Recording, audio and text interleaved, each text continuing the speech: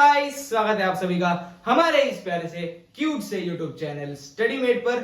और आज इस वीडियो में मैं आपको बताने वाला हूँ एमएसटी सीईटी 2026 के बारे में कंप्लीट इंफॉर्मेशन कि एलिजिबिलिटी क्राइटेरिया कितना है, स्टडी मटेरियल कहां से यूज करना है, सिलेबस कितना है, बुक्स कौन सी यूज करनी है और एमसीक्यूज कैसे सॉल्व करने हैं। तो बने रहिए एंड तक इस वीडियो में और शुरू करते हैं इस वीडियो को बिना किसी देरी के।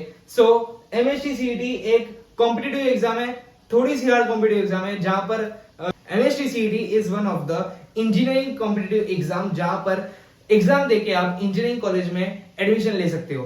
तो एमएसटी सीईटी सिर्फ और सिर्फ महाराष्ट्र की इंजीनियरिंग कॉलेज के में अप्लाई होती है। एमएसटी सीईटी देके आप 500 प्लस इंजीनियरिंग इंस्टीट्यूट्स में जा सकते हो जो कि महाराष्ट्र में है। और इन 500 कॉलेजेस में बहुत सारे ऐसे टॉप कॉलेज आते हैं जो आईआईटीज को, एनआईटीज को भी compete करते हैं और बहुत ही अच्छे अच्छे कॉलेजेस हैं इन 500 कॉलेजेस में। So M S T C E T is a very important exam अगर आप इंजीनियरिंग करना चाहते हो और आप महाराष्ट्र में रहते हो। तो एमएसटी सीईटी 2026 की अगर मैं बात करूं तो एमएसटीसी 2025 में सिलेबस का थोड़ा सा चेंज आया था, कुछ लोग अभी भी उससे वाकिफ नहीं है। तो एमएसटीसी 2026 का अगर आपको सिलेबस करेक्ट जानना है तो इसकी वेबसाइट पर उन्होंने एकदम क्लियरली बताया है, तो आप जाकर विजिट कर सकते हो, लिंक आपको डिस्क्रिप्शन में मिल जाएगा। और बात करते हैं इसकी एलिजिबिलिटी क्राइटेरिया के लिए। तो एमएसटीसीईटी की जो एग्जाम है वो बोर्ड्स के बाद होती है। बोर्ड्स के 40 डेज बाद ये एग्जाम होती है। बोर्ड्स खत्म होने के एचएससी बोर्ड्स खत्म होने के 40 डेज के बाद एमएसटी सीईटी की एग्जाम होती है। और इस 40 डेज में आपको प्रिपरेशन करनी होती है इस एग्जाम के लिए। लेकिन मैं तो बताऊंगा कि आप बोर्ड्स से ही चालू कर दीजिए, जैसे ही आपकी 12th स्टैंडर्ड चालू हो जाए आपको एमएसटी सीईटी के लिए तैयारी शुरू कर देनी है, क्योंकि 40 दिन में इतना बड़ा पोर्शन कवर करना बहुत मुश्किल है। बात करते हैं एलिजिबिलिटी क्राइटेरिया के लिए। अगर आपको एमएसटी सीईटी के थ्रू महाराष्ट्र के कॉलेज में, कौन से कॉलेज में, महाराष्ट्र के कॉलेज में एडमिशन चाहिए तो आपको बोर्ड्स में 45% के ऊपर, किसमें, पीसीएम को मिला के 45% के ऊपर लाना होगा। अगर आपको पीसीएम मिला के 45% के ऊपर है तो ही आपको महाराष्ट्र के कॉलेज में एमएसटी सीईटी के थ्रू एडमिशन मिलेगा, वरना एडमिशन नहीं मिलेगा। यानी कि पीसीएम, फिजिक्स, केमिस्ट्री, मैथ्स मिला के आपको 135 प्लस मार्क्स लाने हैं। कितने मार्क्स लाने हैं? 135 प्लस मार्क्स लाने हैं। उसमें भी थोड़े अलग अलग टाइप्स है, वो आपको मैं एकदम इत्मीनान से समझाऊंगा। लेकिन अभी आप एक जनरल आइडिया दिमाग में ले लो कि पीसीएम में आपको 135 प्लस लाना है। अगर आप पीसीबी में हो तो पीसीबी में भी आपको 135 प्लस लाना है। इसमें और एक दूसरा बायोफोकल सब्जेक्ट होता है, अगर आप उसको इंक्लूड करोगे तो कुछ इसमें आपको डिस्काउंट मिल जाता है, लेकिन वो कुछ लोगों को इजी लगता है इसलिए। लेकिन उसके बारे में आपको एकदम डिटेल में मैं समझाऊंगा, थोड़ा सा पेशेंस रखिए। इस वीडियो में यहां तक इतना ही कि आपको एलिजिबिलिटी क्राइटेरिया क्या है। आपको पीसीएम में, बोर्ड्स में 135 प्लस मार्क्स लाने होंगे, वरना आपको महाराष्ट्र कॉलेज में एडमिशन नहीं मिल पाएगा। और 135 मार्क्स लाना बहुत इजी है, इतना हार्ड है नहीं। अब बात करते हैं सिलेबस के बारे में। सिलेबस एमएसटी सीईटी में होता है कैसे? 12th plus 11th। 12th का 80% आता है पेपर में, क्वेश्चन पेपर में 12th का 80% होता है, 11th का 20% होता है। 11th के 10 चैप्टर आते हैं हर एक सब्जेक्ट से पीसीएम, और 12th के सारे चैप्टर्स आते हैं। 12th के मैथ्स में है 15 चैप्टर, केमिस्ट्री में है 16 चैप्टर, फिजिक्स में है 16 चैप्टर, तो टोटल हो गए 47 चैप्टर। 12th के 47 चैप्टर्स आपको आने वाले हैं और 11th के पीसीएम मिला के 30 चैप्टर्स आपको आने वाले हैं। और वो 30 चैप्टर कौन से होंगे आपको एमएसटी सीईटी के ऑफिशियल वेबसाइट पर आपको क्लियरली मिल जाएगा। तो प्लीज आप वहां पर जाकर देखिए, किसी वीडियो पर भरोसा मत करना।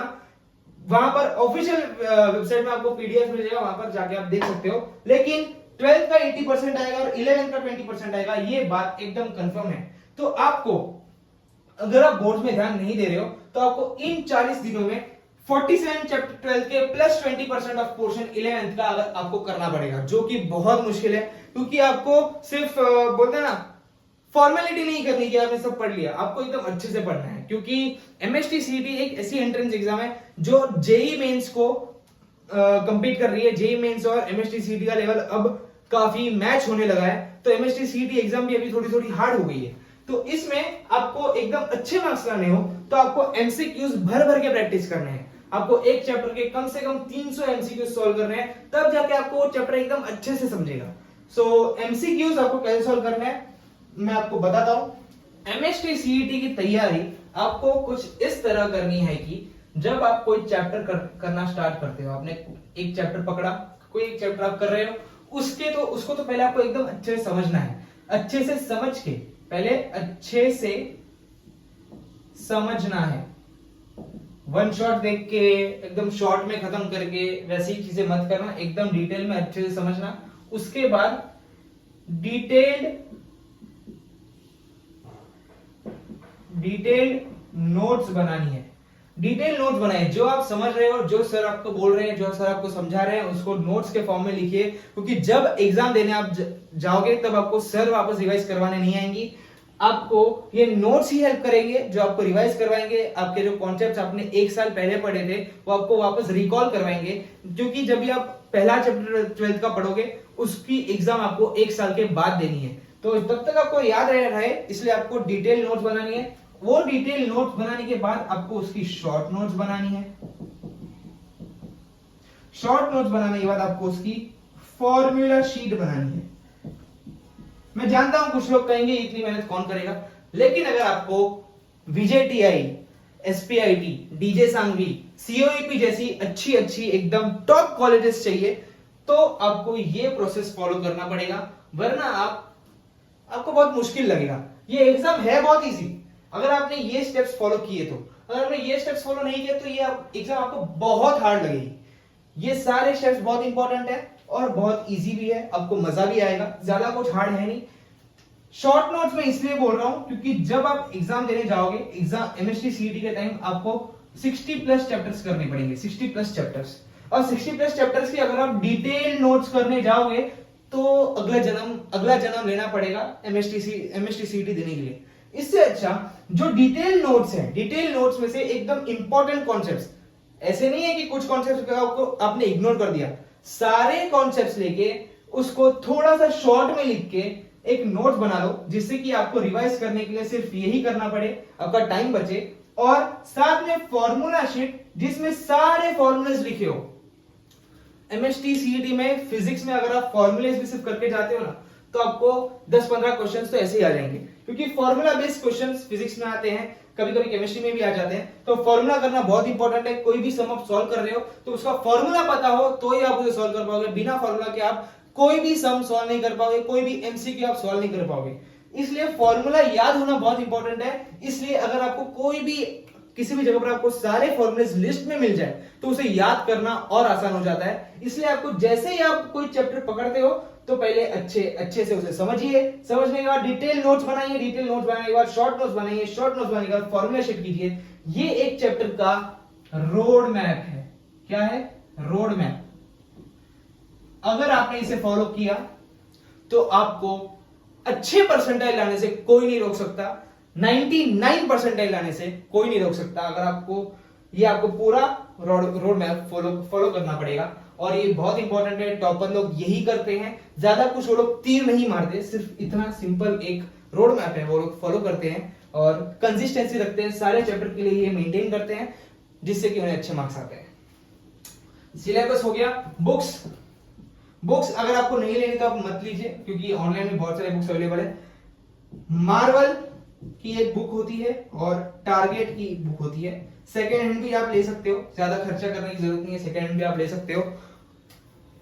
तो ये दोनों बुक्स बहुत अच्छे हैं, इसमें बहुत अच्छे सम्स मिलेंगे आपको। और साथ ही में आपको पीवाईक्यूज भी करने हैं, पीवाईक्यूज ऑनलाइन अवेलेबल है और हमारी वेबसाइट पर भी अवेलेबल होंगे। सो वेबसाइट है studymate.versal.app, आपको मिल जाएगी, आप सर्च करना, लिंक आपको डिस्क्रिप्शन में दिया हुआ है। बहुत सारे एमसीक्यूज हमारे वेबसाइट पर है ना। ये तो सिर्फ था समझने का पार्ट, इसके बाद आपको करनी है एमसीक्यूज सॉल्विंग। एमसीक्यू सॉल्विंग और साथ में देखो, कभी भी आप कोई क्लासेस में या फिर आप ऑनलाइन पढ़ाई करते हो तो एक चैप्टर एक दिन में नहीं होता है। एक चैप्टर होता है मल्टीपल डेज में, 10 दिन के बाद एक चैप्टर खत्म होगा, तो आपको चैप्टर चलते चलते आपको डीपीपीस भी सॉल्व करनी है।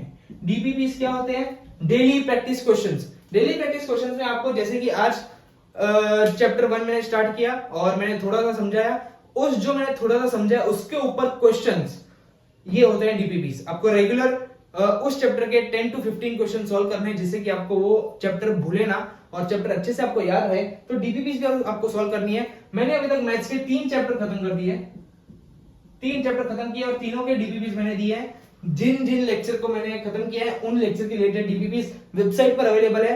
DPPs in the form of MCQs, जिसमें टाइमर वाइमर सब आपको मिलेगा, एकदम अरेंज करके आप उसे सॉल्व कर सकते हो। जैसे ही आप एमसीक्यू के ऑप्शन पे क्लिक करते हो, आपको करेक्ट आंसर नीचे ही मिल जाएगा ऑन द स्पॉट, ज्यादा कुछ सर्च करने की आपको जरूरत नहीं है।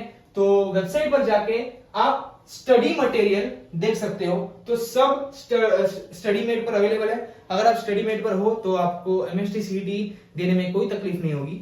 सो आई होप आपको ये जो एमएसटी सीईटी 2025 का जो भी डाउट है आपके मन में वो क्लियर हो चुका है। और एमएसटी सीईटी बहुत ही इंपॉर्टेंट एग्जाम है, प्लीज इसे लीनियंटली मत लेना।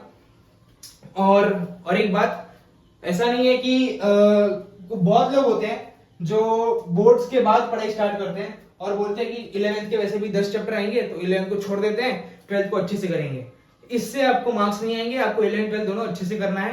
11th के जो 10 चैप्टर होंगे और जो 12th के चैप्टर होंगे वो आपको सब अच्छे से करने हैं। प्लीज, सिलेबस में बहुत लोगों को कंफ्यूजन होता है, तो एमएसटी सीईटी की ऑफिशियल वेबसाइट मैंने दी है, डिस्क्रिप्शन में जाकर चेक कीजिए कि रियल सिलेबस क्या है जो एमएसटी सीईटी ने ऑफिशियली कहा है, वो चेक कीजिए और अभी से ही पढ़ना स्टार्ट कीजिए। सिर्फ बोर्ड्स के लिए मत पढ़िए, एंट्रेंस एग्जाम के लिए भी पढ़ना स्टार्ट कर दीजिए, वरना आपका बहुत बुरा हाल होगा अगर आप बोर्ड्स के बाद पढ़ाई स्टार्ट करेंगे तो। आई होप आपको ये वीडियो अच्छा लगा हो। मिलते हैं नेक्स्ट वीडियो में, तब तक के लिए जय श्री कृष्णा, राधे राधे, गुड बाय।